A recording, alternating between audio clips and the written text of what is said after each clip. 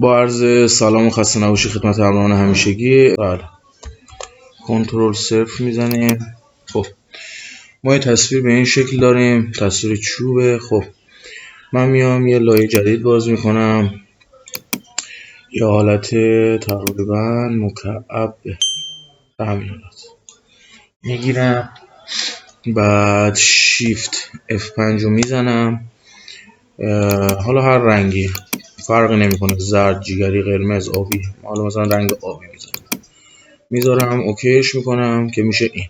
خب بعد کنترل دی رو میزنم که سلکتش از بین بره و میام یه بار دیگه یه لایه دیگه درست میکنم، میارم پایین این، دوباره میام و اینجا یه لایه‌ای به این شکل که مثلا شبیه عکس‌های قدیمی بشه. شیفت F5 رو میزنم، وایت رو انتخاب میکنم، اوکی، میره پشت زمینه این. خب این تا اینجا، این دوتا عکس الان شدن این.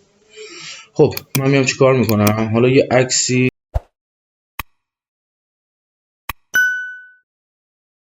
این عکس میارم، خب اینو انتخاب میکنم، اوکی. خب من میام اینجا این رو راست کلیک میکنم، کلیک ماسک میکنم، میره داخلش. خب تقریبا اینجا این خوب میزنم. یه شادو برای لایه سفید رنگی که داریم، دراپ شادو رو درست میکنم. خب دراپ شادو میزنم براش و میذاریم اینجا. خب اینا رو الان ما ستا رو با هم کنترل رو نگه میدارم، کلیک میکنمش یه گروه، کنترل و ال فارسی یا جی انگلیسی، یه گروه شد. خب من الان این گروه رو میارم یه گروه دیگه جدید درست میکنم. الان توی گروه جدید من میتونم اینو بگیرم و جابجاش کنم، اون عکس تغییر نمیکنه، میارمش اینجا. خب حالا این عکس رو میگیرم، کلیک و میکشمش، میندازمش اینجا و دیلیت میشه. اون عکس جاش تکون نخوره، فقط از گروپ این سیستم استفاده کردم. دوتا لایه یه عکس دیگه رو میارم،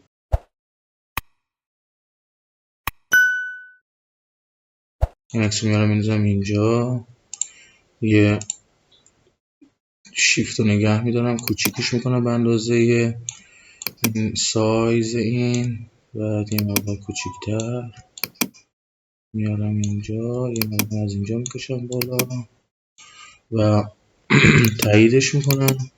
میام ما بین این دوتا کنترل رو نگه میدارم، ما بین این دوتا، ببینید ما بین این دوتا آلت رو نگه دارم، یه فلش به سمت پایین میده. خب یا این کارو میکنم یا روش راست کلیک میکنم، کلیپینگ ماسک رو میزنم.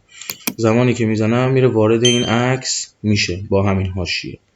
خب اینو من میبندم، اینو میگیرم، ببین کنترل رو نگه میدارم، میتونم جابجاش کنم، مثلا بیارم بذارم اینجا به این حالت، بعد گروه بیارم پایین بره زیرش. متوجه شدین؟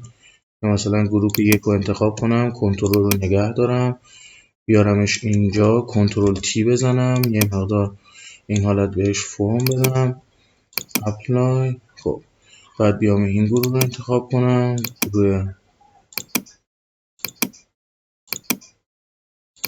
گروه انتخاب کنم، اینو بیارم اینجا و بذارم زیر این عکس. خب حالا میام باز دوباره از این گروه کپی میگیرم، میارم اینجا، عکس داخلش رو پاک میکنم، میندازم صداش خالی، اونجا هست، مشکلی پیش نمیاد. میام اینجا یه عکس دیگه رو از اینجا میارم، مثلا این عکس میارم اینجا، بعد اینو کلیپ ماسک میکنم، تاییدش میکنم، کلیپ ماسک میکنم، میاد میره پایین، روش کلیک میکنم، راست کلیک، شیفت و آلت رو نگه میدارم، میکشم پایین کامل که به اندازه این بشه و بیشتر، حالا بیا پایین تر. تاییدش میکنم، میام گروه 2 رو نگه میدارم، روش کلیک میکنم، کنترل رو میگیرم میکشمش کنار، میارمش میذارم اینجا مثلا این حالتی.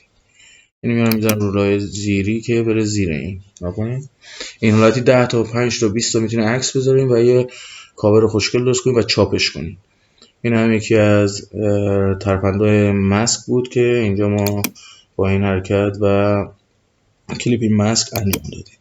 موفق و پیروز باشین. یا